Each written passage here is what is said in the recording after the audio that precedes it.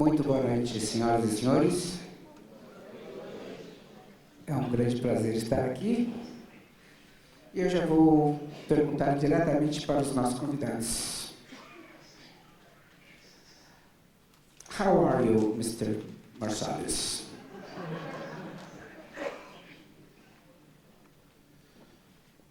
Great. We are honored to be here. It's a great pleasure, fantastic for us.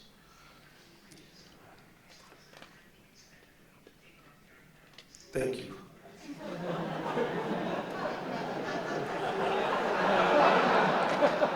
I didn't want to put them on anyway. So now I just depend on Google to tell me. We are so happy to be here. We are honored to be here.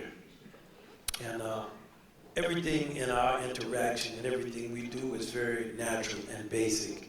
And we look very much forward to playing for everyone and being a part of everything. And you talk first time in Brazil, isn't it? Yeah, it's great. The people are wonderful. The food seems to be pretty good. And how do you say this? Caprina? Caipirinha. Yeah. Capirinha, yes. We were in the backstage talking about something quite important on life and on music. That is to listen. Wynton, don't you think we must listen, learn to listen? Yes, I think with music, it's very important to think about what music does. Music is the art of the invisible. So it is sympathetic with all things unseen, like thoughts, memories, ideas, desires, things that we don't know or order or that can be nurtured, but are the most important things to nurture our internal life. My father is a great teacher, and one of his deepest lessons to us as students, he would play some music and he would ask one question: what did you hear? And then he would give you the time to talk about what you heard. And if it was a class of 10 people, all 10 would have something very different that they heard. And he would say, it's not right or wrong. 10 people heard this. Think about what 1,000 hears or 1,000,000.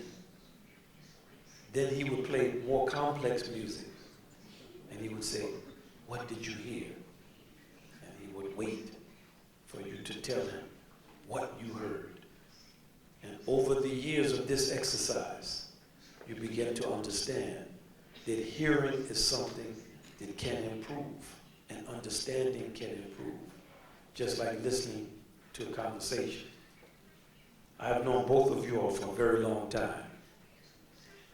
All of the three of us have had very long conversations about music and deep conversations about music.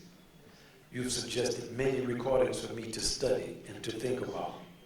25 years ago, so maybe it took me 15 years to just get one portion of one thing.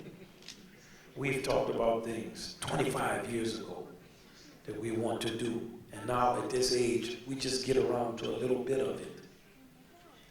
And all of these things are about hearing better and becoming deeper in understanding of music.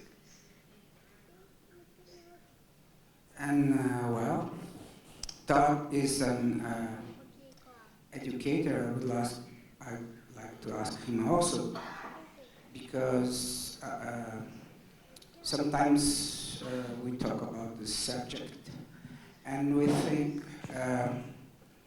that you may not be a professional musician, but it's really, really important to learn to listen to music. Todd, what do you think about the importance of learning to listen to music and what that means? If I could piggyback on what Wynton said, in general, as music teachers, I'm just curious, are there any music teachers here, people who teach music? Okay, good.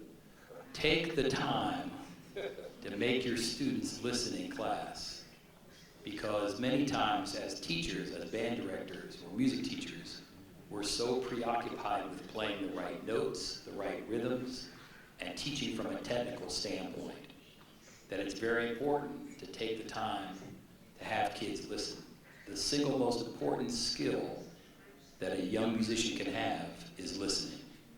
And probably the majority of your students aren't going to be professional musicians.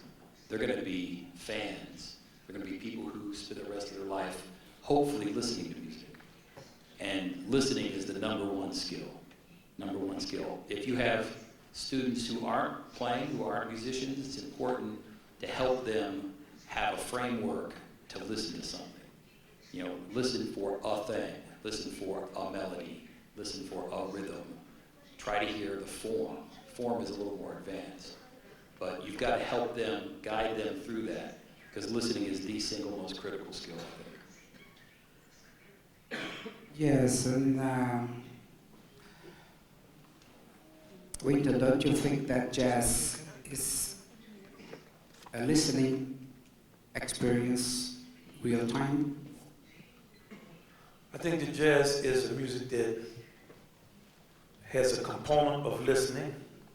It has a component of dancing, much of which is lost in America because the public dance became very simplified. I think that to go with what Todd was saying, for so many teachers, first, thank you all for coming. I love music teachers. But I like to think about general people, not just our music students. And I think that there are many great musics in the world, and jazz is one of them. And each of the great musics, they have a different framework. But all of the music in the world is interesting on some level. Even not good music. It's still interesting to hear. Even if it's just, I don't want to hear that. Because not good music in other people's culture, you don't know it's not good because you don't understand what they're playing. But I feel like of the music that has a certain human richness, and of music that is not solely a product. When you think about music that people made that cost them too much to make it to ever think they would get money back for it, those works exist in every culture. And jazz has produced a lot of musicians who were interested in that for a certain amount of time. The one that comes most to mind internationally is Duke Ellington. But in Brazil, musicians like Hermeto, Moacir Santos, Jobim, Pixinguinha, there's also a tradition of fantastic musicians who have a very strong body of music. And it's important to broaden your understanding of hearing by trying to identify who these great musicians are in different cultures and base your understanding on their achievements and then go from there. And these Yes. musicians,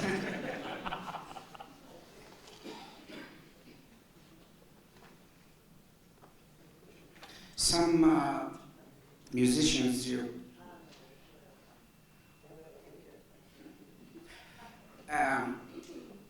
some names you brought to this discussion were musicians with a jazz experience, with a jazz background. I was reading this week about Pixinguinha, and he was very criticized by purists, critics, that said that he lost his way of being a Brazilian because he studied jazz in the 20s. But well, we know how big is the work of Pixinguinha. And you said about Tom Jobim, and Bossa Nova is surely an encounter between the samba music and the cool jazz, and the harmonies, the melodies, and that happened in Rio de Janeiro during the 50s, late 50s, early 60s. So my idea is that jazz makes very good contributions to Brazilian music. What do you think of the possibility of this blending in the third millennium right now between the jazz and Brazilian music? What do you feel? I think that with the mixing of genes, you want to make sure you're not committing incest. Okay. That said, if we study the music of Bach in the Western music, the old man still teaches us a lot.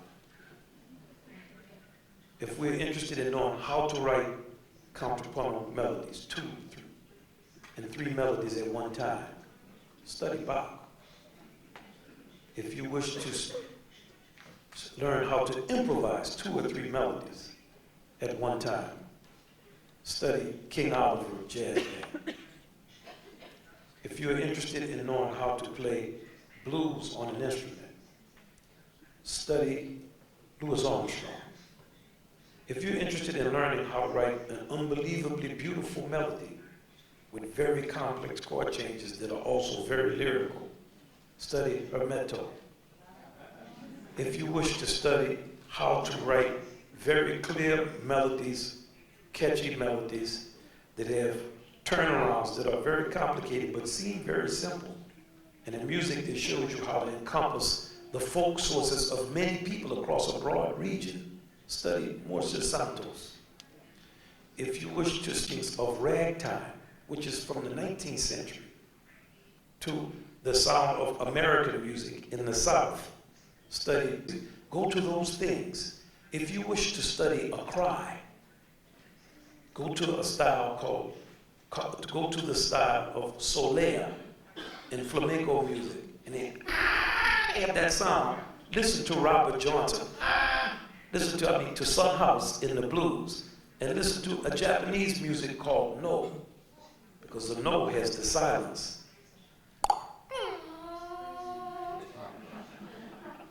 So there are many ways to combine music around the world. To identify a combination does not mean that there is a combination. It's what I call designer expert. This is like Calvin Klein. This is like Bach, except there's no counterpoint. This is like Beethoven, except I didn't learn how to orchestrate. This is like Morse Santos, except I never went to any of these places. This is like no, except I don't know what no is. So it's important for us as musicians to understand that the experience of all the people in the world, we have a just laugh. So, and many times with the teaching of Todd, I was looking for more serious music, and Todd is from the Midwest of the United States, Ohio. And he had a friend who had all the music. His way of teaching is very inclusive. He's very innovative as a teacher. I would notice traveling around America, the success he had with all of his students, not just musicians. And I think he has an understanding of, you're gonna take his too? I'll stop talking about it. he has an understanding about bringing the music together. And I would like to go over them with what do you think is possible today with the different combinations and what you see with students? As